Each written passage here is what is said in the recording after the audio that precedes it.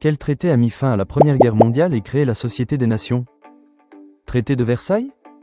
Traité de Rome? Accord de Bretton Woods?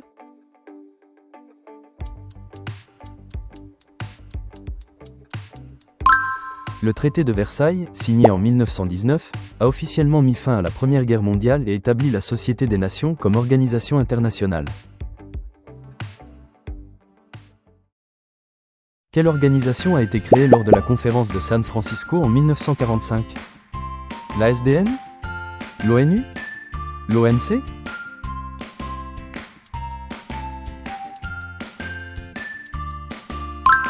La conférence de San Francisco en 1945 a abouti à la création de l'Organisation des Nations Unies, ONU, remplaçant la Société des Nations défaillante.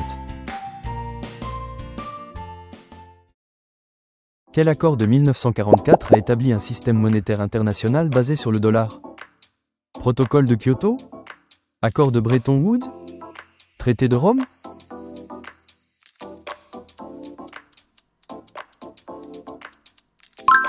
Les accords de Bretton Woods, conclus en 1944, ont établi un système monétaire international fondé sur le dollar et créé le FMI et la Banque mondiale. Quel traité de 1957 a institué la Communauté économique européenne? Traité de Rome? Traité de Versailles? Accord Solti?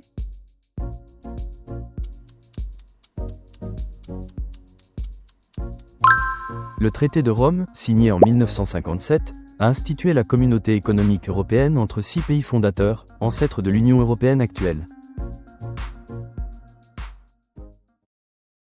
Quel accord de 2015 engage 196 parties à limiter le réchauffement climatique à moins de 2 degrés Celsius? Protocole de Kyoto? Objectif du millénaire? Accord de Paris?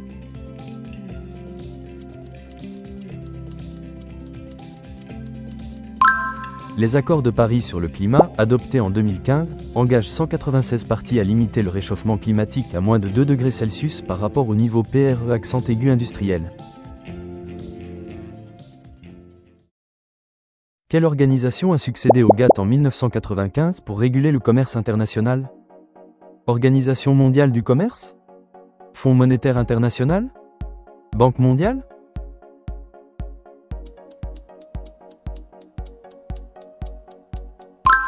L'Organisation mondiale du commerce, OMC, a été créée en 1995, succédant au GATT, pour réguler le commerce international et résoudre les différends commerciaux.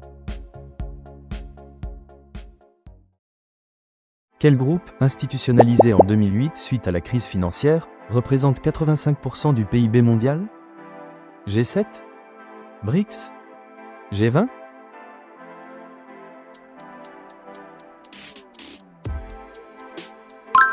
Le G20 a été institutionnalisé en 2008 après la crise financière mondiale et réunit les principales économies développées et émergentes représentant 85% du PIB mondial.